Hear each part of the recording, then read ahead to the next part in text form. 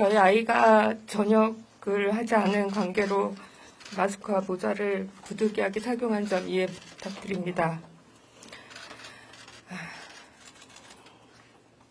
전 몹시 참담하고 한편으론 몹시 두려운 마음으로 이 자리에 섰습니다. 병 1281기인 제 아들이 온 가족의 걱정을 안고 입대하던 날이 떠오릅니다.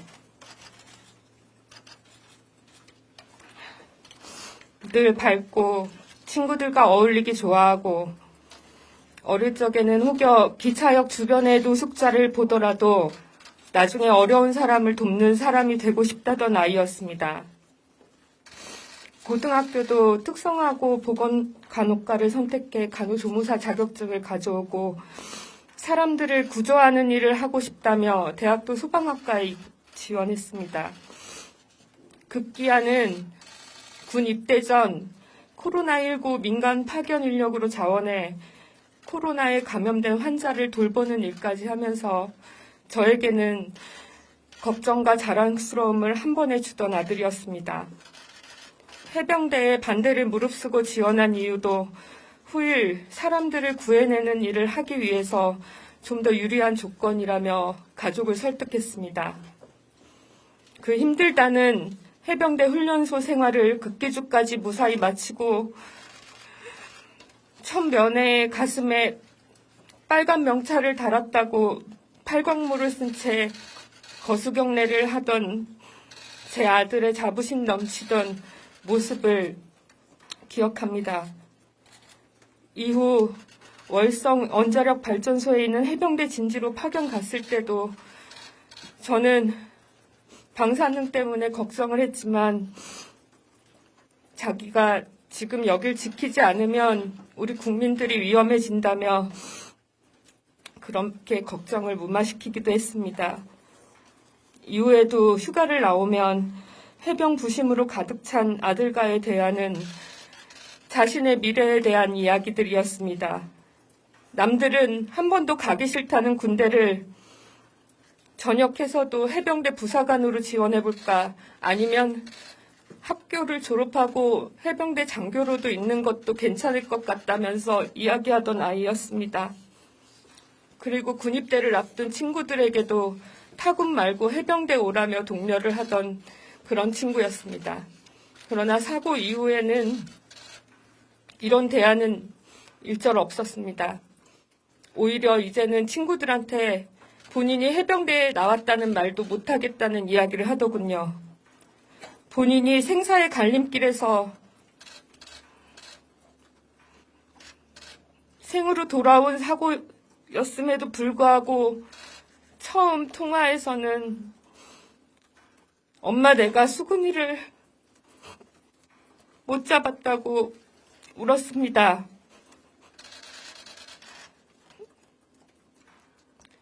사고가 있었던 날 이후 부대와 여러 차례 통화를 했지만 외박이 안 되면 영내 면회라도 신청하려 했지만 신청도 안 됐을 뿐더러 제 아들 녀석도 수근이를 먼저 보내는 게 먼저라며 잘 보내주고 올게요 라고 했습니다.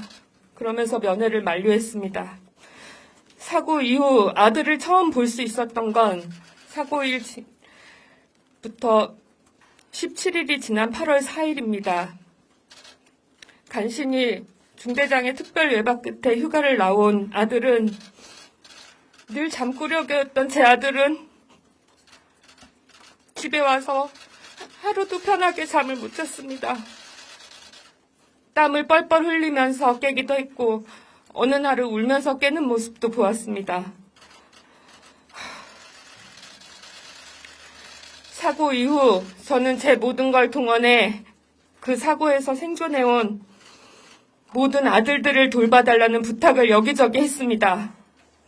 그러나 후에 들리는 말은 사령관이 생존 장병들을 모아놓고 했다는 말이 사과나 위로가 아니라 지금 상황이 힘들겠지만 수근이는 절대 잊지 말되 즉시 전투가 가능한 상황으로 준비를 하라고 했다더군요. 그리고 정작 입수 명령을 내렸던 사단장은 현장에서 포병대대가 제일 문제라며 잔뜩 혼을 낸 이후에는 본 적이 없다고 합니다. 저도 방송을 보고 알았습니다만 당시 사고 현장에 영주댐, 안동댐에 수문이 열려 있다고 들었습니다. 이런 기막힌 뉴스를 접하고 더 이상 저는 이 사고를 사고라고 부르고 싶지도 않습니다. 이건 살인 행위입니다. 그렇게 해병대 위상을 세우고 싶었다면 현장 시찰을 나온 사단장은 몸소 물에 들어가서 모범을 보였어야 합니다.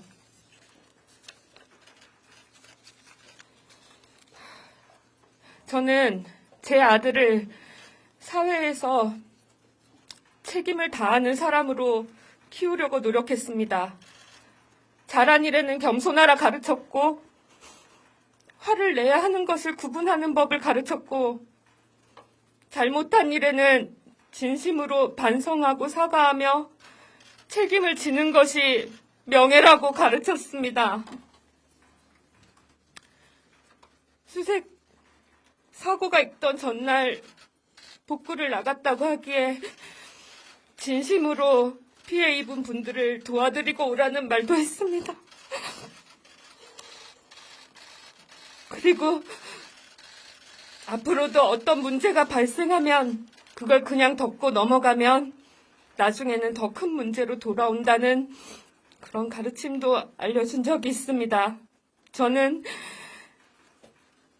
우리 대한민국의 해병대가 저와 생각이 같을 거라는 믿음이 있었습니다. 그런 군에 저희 아들을 보냈고 마침 사단장도 본인이 책임을 지겠다고 하였습니다.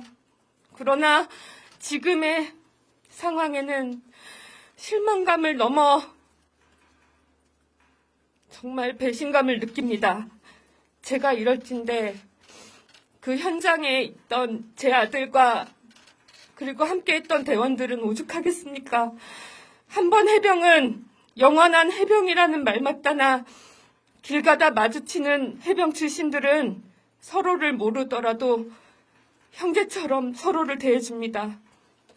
하물며 함께 생활했던 형제 같은 수근이를 잃은 아이들에게 해병대는 지금까지 무엇을 해줬습니까? 죄송합니다. 김계환 해병대 사령관과 임성근 해병 제1사단 사단장에게 묻습니다. 당신들은 지난 19일 수해 복구 작전에 투입된 해병대원들을 전우라고 생각하고 있습니까?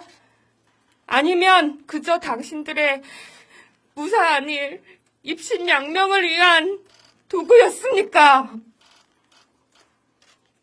돌아오지 못하는 최수근 상병과 그 복구 작전인지 몰살 작전인지 모를 곳에 투입되었던 그 대원들 모두 제 아들들입니다. 제 아들들 모두 정상으로 돌려놓으십시오. 대한민국의 장성이라는 분들이 지금까지 보여준 태도는 현재 군에 있는 장병들과 앞으로 군에 갈 아들들 모두에게 불신만 줄 따름입니다. 지휘관을 믿지 못하는 군이 대한민국을 바로 지킬 수는 없을 겁니다. 저는 이런 참담한 현실에 제 심장이 뜯겨나가는 분노를 표하며 해병 1사단 사단장 임성근을 고발합니다. 이미 당신이 제 아들들한테 사과할 시점은 지나도 한참 지났습니다. 그러나 이제 수사에 책임지는 자세로 임하며 해병대의 본 모습을 바로 잡으시길 바랍니다. 모든 해병들과 제 아들이 명예로운 해병대원으로 전역할 수 있도록 하셔야 할 겁니다. 국민 여러분, 제 아들과 당시 투입된 대원들 대부분이 아직 군에 남아 있습니다. 그로 인해 오늘 이 자리는 몹시 두렵고 떨리는 마음이나 용기를 내어 이 자리에서 호소드립니다. 지금 그 아이들을 지켜주실 분들은 오로지 국민 여러분뿐입니다. 부디 대한민국을 지키기 위해 입대한 우리 아들들을 위해 국민 여러분들의 시선을 조금 더 모아주시길 간절히 부탁드립니다.